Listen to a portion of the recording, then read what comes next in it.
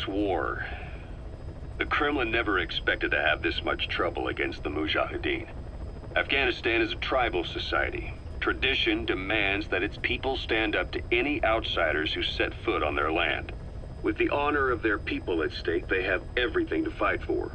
No matter how hard the Soviets hit them, they continue to appear out of nowhere, striking back, then vanishing again. But there's one thing even the Mujahideen fear. Every last one of them. The Soviet gunships.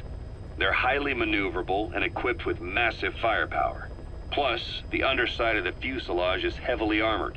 The Mujahideen can barely scratch them with their small arms. Anyone who hangs around gets mowed down by the gunship's heavy machine guns. This new honeybee weapon that was given to the Hamid fighters, it's no doubt something to help them strike back against the gunships, which makes it a weapon that could change the course of the war.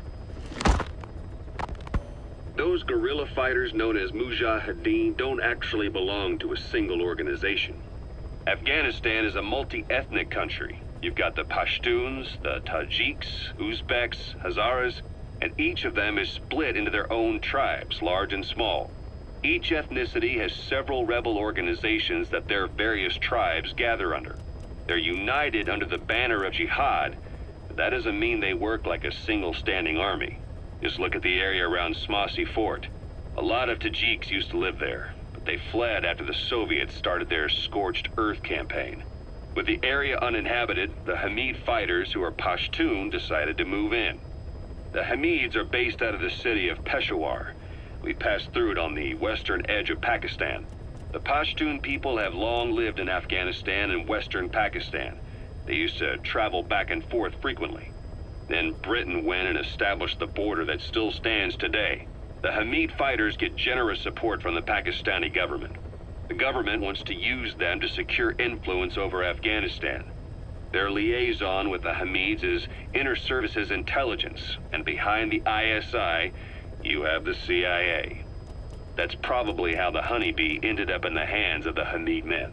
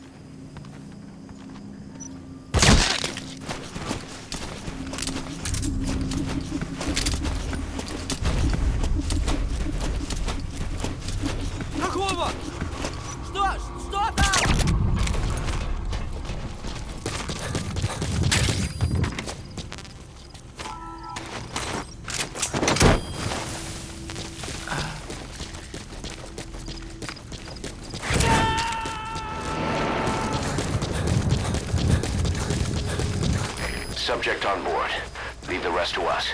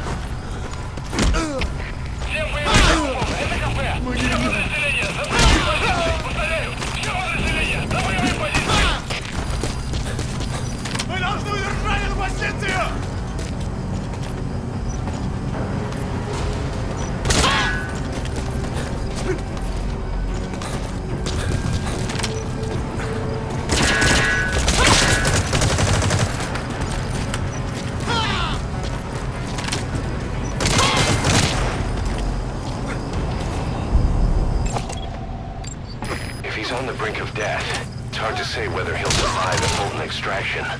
If you have to extract someone who's on the verge of death, you better use the chopper.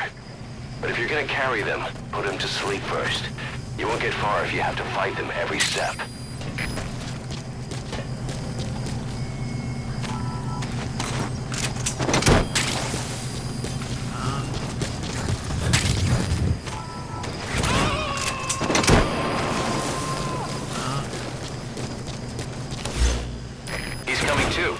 Roger that.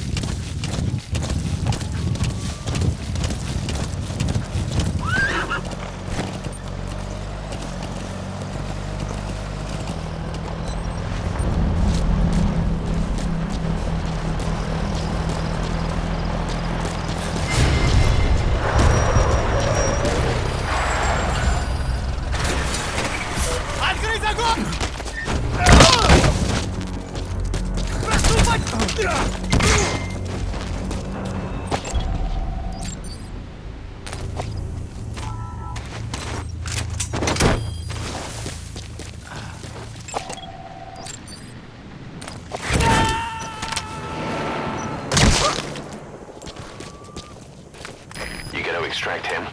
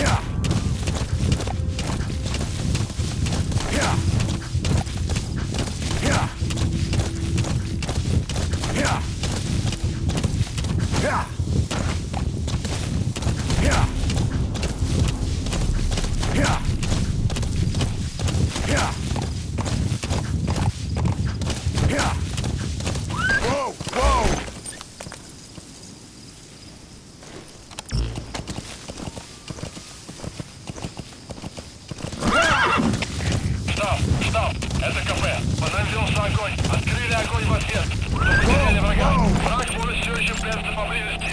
Соблюдайте осторожность. Штаб, это кафе. Ответьте. Штаб, ответьте. Штаб. Штаб, это кафе. Штаб, прием.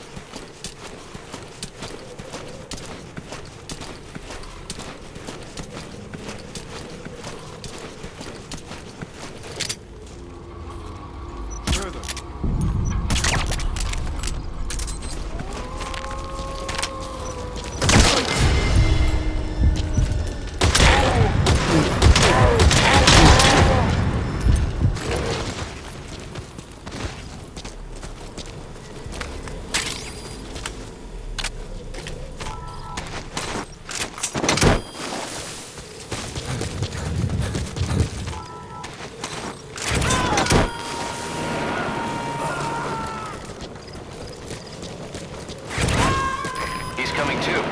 Roger that.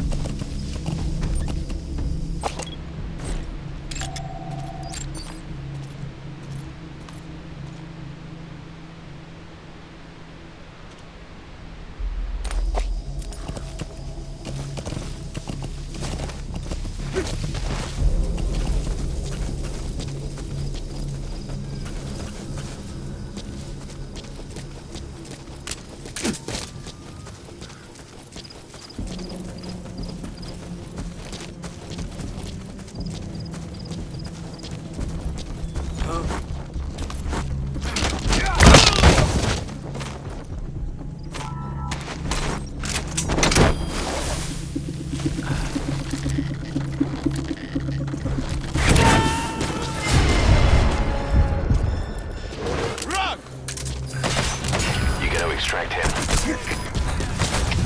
Всем боевым группам, это кафе. Понял.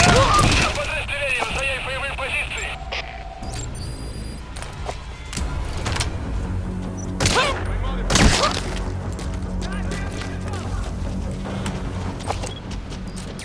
That's the target.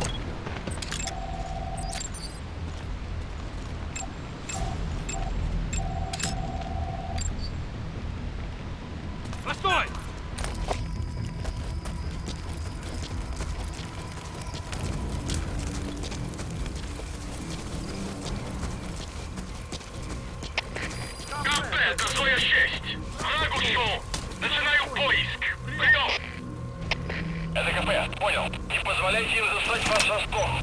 Будьте начеку. Нет связи.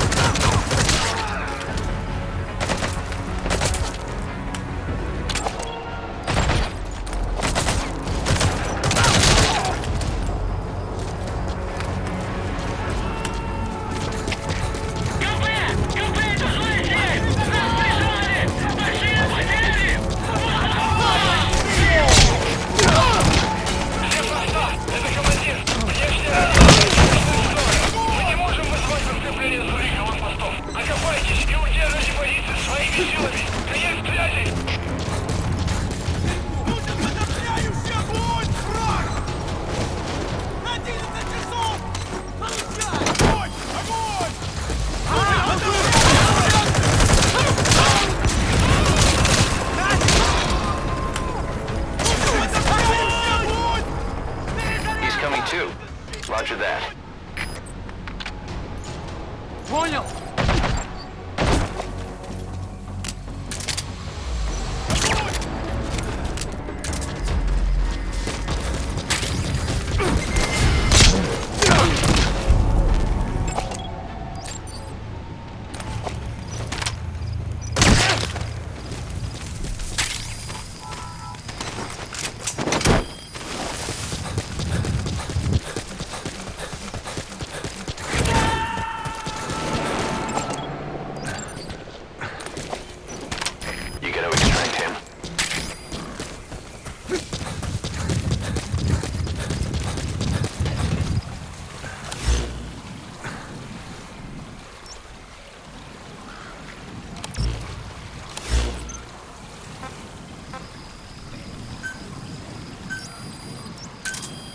Roger.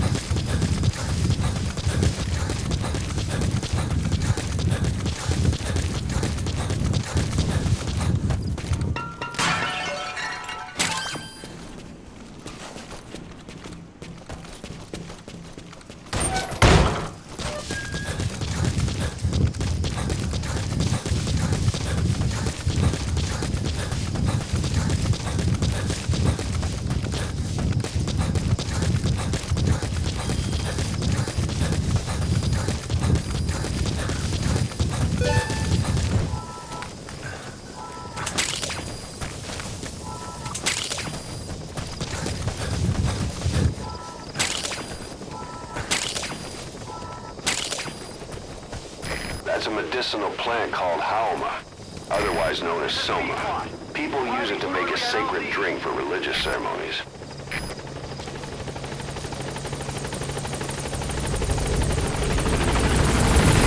This is Pequod! On station at LZ!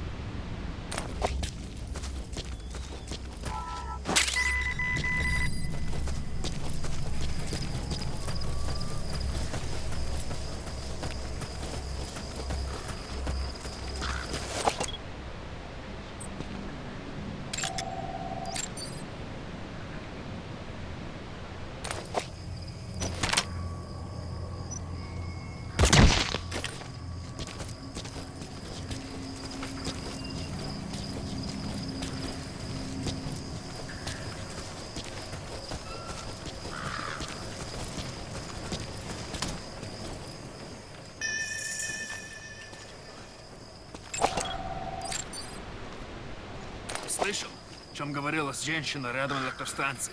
Нет, что за женщина? И не знаем, что с ней. Но говорят, что она голая. Голая?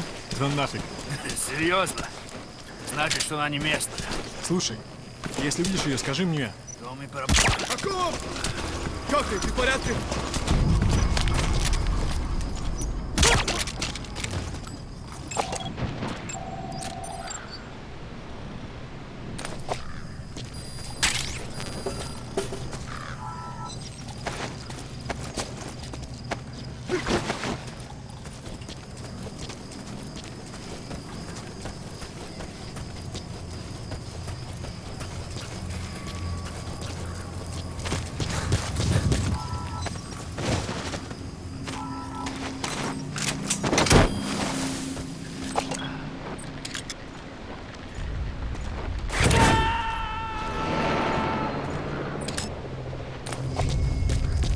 Subject on board. Leave the rest to us.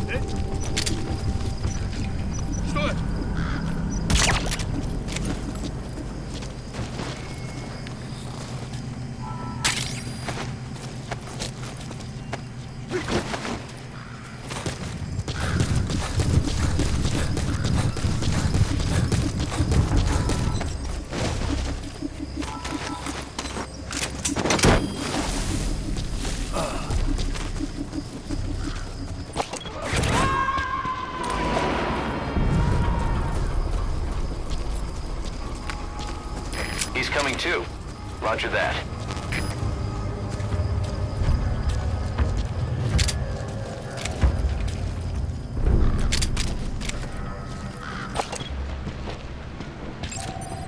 Да черт подери!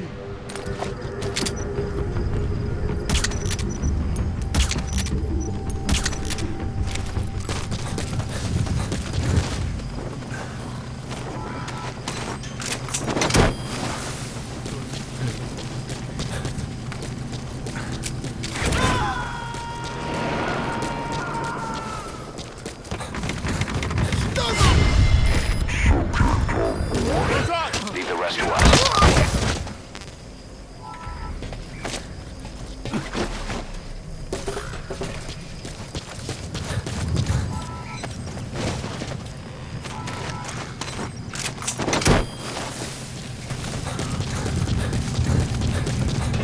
Помоги. Помоги мне! That's the target.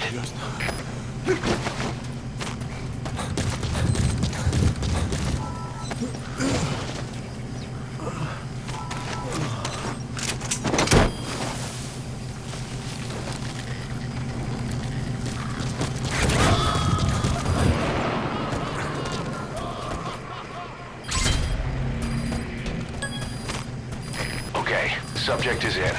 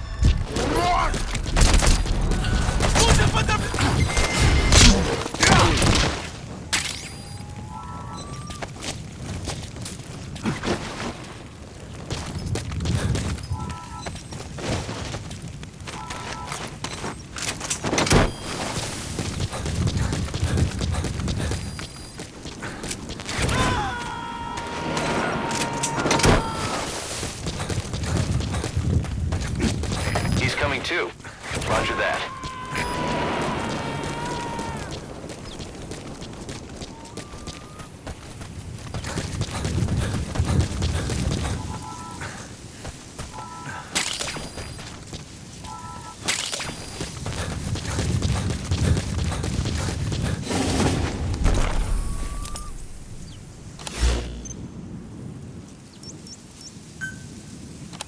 Yeah.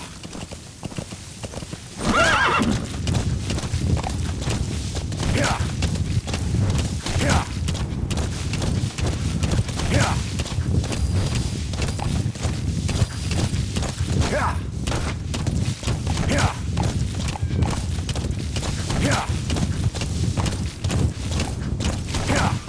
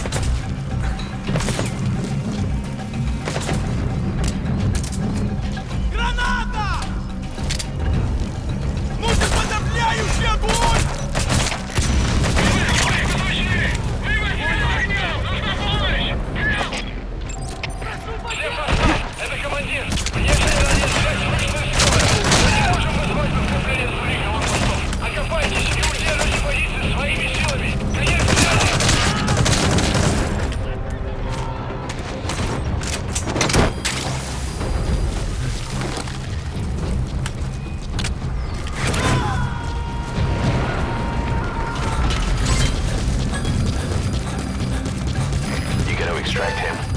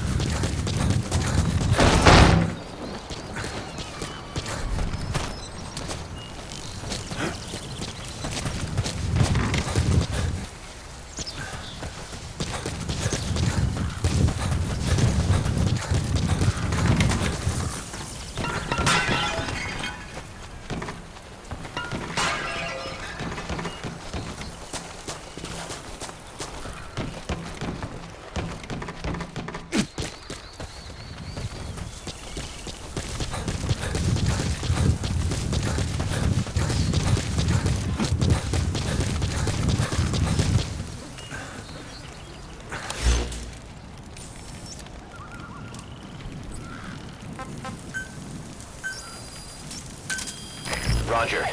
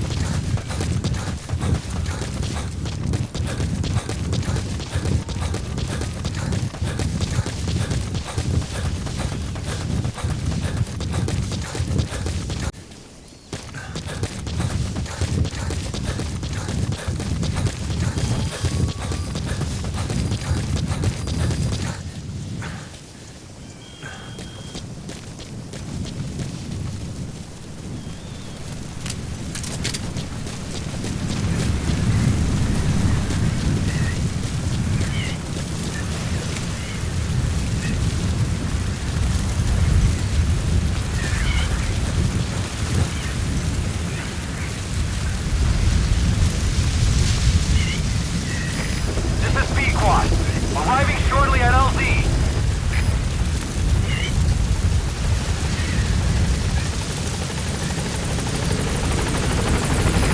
This is Pequod! We can't land!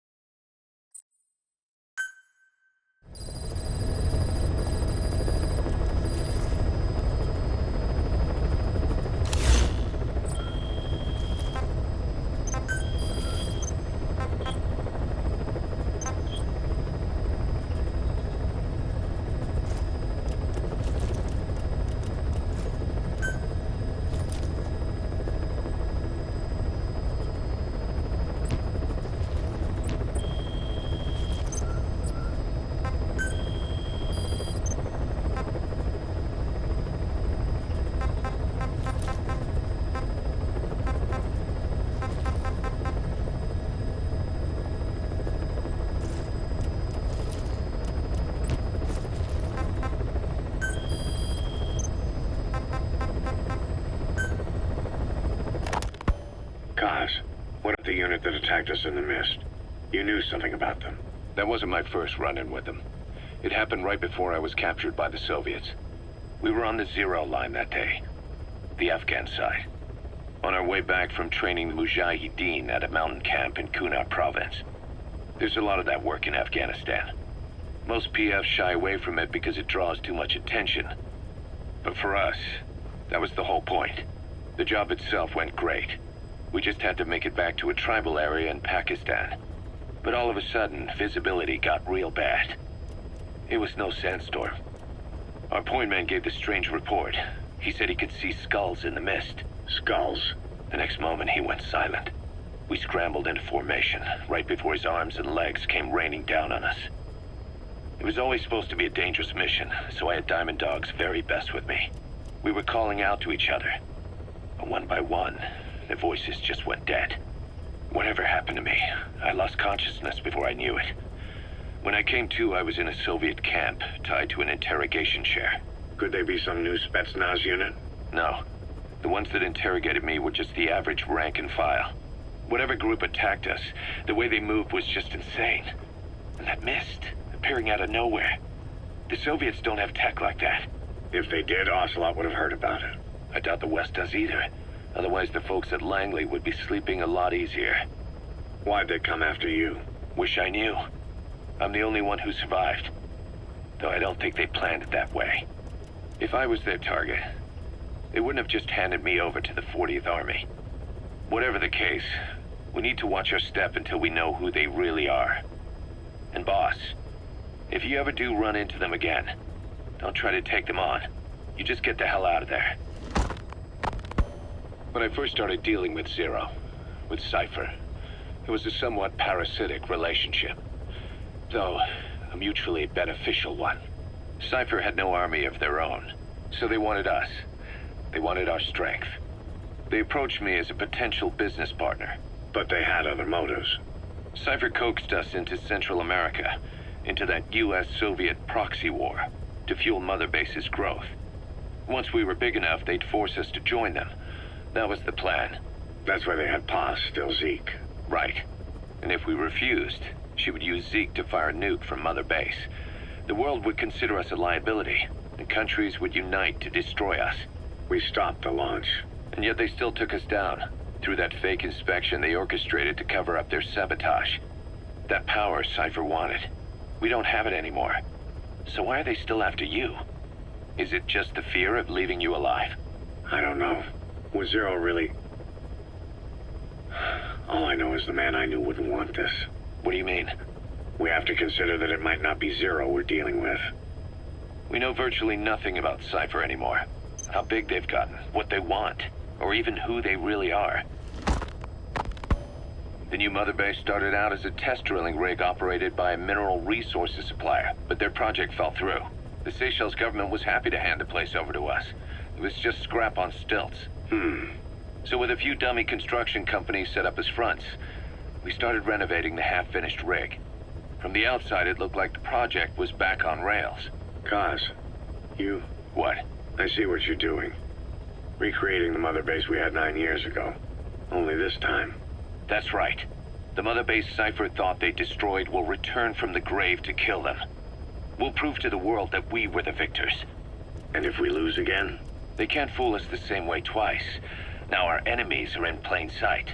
And when our organization gets too big, we split it across companies. Any company that draws attention gets liquidated, and its capital is back-channeled into a new company. Most PFs are small-time operations anyway. And in this business, the minnows go bankrupt all the time. We've never aroused suspicion. Plus, we have Hewick. Hewick? Human Exploitation Company. It's a business specializing in intel gathering. Think of it as a civilian intelligence agency. Kaz, that's... Remember what they were trying to accomplish at the prison facility in Cuba? That gave me the idea. We dispatch moles into conflict zones around the world, and each sets up an intel network on site. Then they stay in place to give us stable points of contact when other nations intervene in the conflicts. Hewick's strength is that it has a cutout at each level. You get your job from one guy, then you hand it off to another. No one has direct access. It's a perfect black box. Hewick members also work their way into the superpowers intelligence agencies to make sure Diamond Dogs gets work. We have those countries by the balls. That's our deterrent when we need it. Networking? In the intelligence community? Sure, that's how we've grown this far. And when you go out on missions, intel from Hewick will be there to back you up. But despite all that, Cypher has its eyes on us. The only reason I'm not dead is that they needed to know where you were. Figured if you woke up, I'd go straight to you. That's why you made that ruckus at the Zero line. Yeah, to make their own surveillance work against them. I think it took some of the heat off Cyprus. Kaz. Then I just had to wait for you to save me. And I've gotten used to waiting. Kaz. That's not all. It was a good chance to scout the market. And with the West wanting the Soviets out of Afghanistan, their agencies are bursting at the seams with funding. Boss, let's start by building up our Afghan presence. Why put Mother Base in the Seychelles? We're at the center of the world here. We're all the way out in the Indian Ocean. Come on. Lebanon, Sri Lanka, East Timor, and Africa. From here, our reach extends to conflict zones the world over, including Afghanistan, of course. So it's prime real estate for a mercenary. Exactly. Latin America isn't as close as I'd like, but we have Amanda and her people to help in that department. And besides, the Seychelles government owes us a favor. Owes us. The Seychelles has strong ties to the east, which the West wanted to shake up. It came to a head 3 years ago in an attempted coup. It was a force of South African mercenaries with U.S. backing behind the scenes. They were only platoon size, but South Africa is home to some heavy PFs. Too much for the Seychelles to handle. In the end, they accepted help from the Tanzanian army and quelled the coup. We set up the deal and handled on-site tactical instruction. That led to some training work for the Seychelles military. And when we put down a mutiny within their forces, well, we made a lot of people happy. They don't pay us. They just let us have a piece of their offshore territory on the promise we'll come running if something else happens. So we're bodyguards, too. It's a good setup. We can only take Mother Base so far here. We'll have to find somewhere else when this place starts getting big. Aren't you being a little hasty? Nothing hasty about it. You're back with us now. So, Kaz, the ship that took us from Cyprus, it used to be a whaler. Yeah, a Japanese vessel. How was the voyage? It was... stimulating. Well, she was part of a whaling fleet up until a few years ago. Her displacement isn't anything to write home about, but she can really move. She still had plenty of life left in her, but then the work dried up. Global opposition to whaling has been mounting for years. Is that right? The push to ban it has been gaining traction for a little over a decade. Individual species came under protection as the years went on. And then 2 years ago, the IWC adopted a moratorium on commercial whaling. Several countries, including Japan, fought it to the bitter end. But eventually, most whaling companies had no choice but to throw in the towel. You ever tried whale snake? Can't say that I have. When I was a kid in Japan, practically everybody ate it.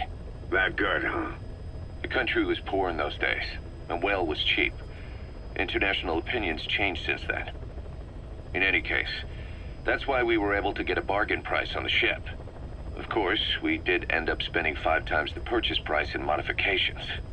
We had to really work to fit in all the ESM and communications gear while keeping the whaler look intact. Right now, she's going around conducting SIGINT missions. In the future, we plan to use her as a communications relay base between you and Mother Base, and also as a chopper resupply vessel. Diamond Dogs. The word diamond originally comes from the Greek adamas. It means indomitable, unyielding. Other words for the stones often mean eternal bond, fortitude, or purity. The same is true of the Star of Bethlehem flowers you laid on the boss's grave. They represent innocence, as well as chastity, yielding to no man while maintaining one's virtue.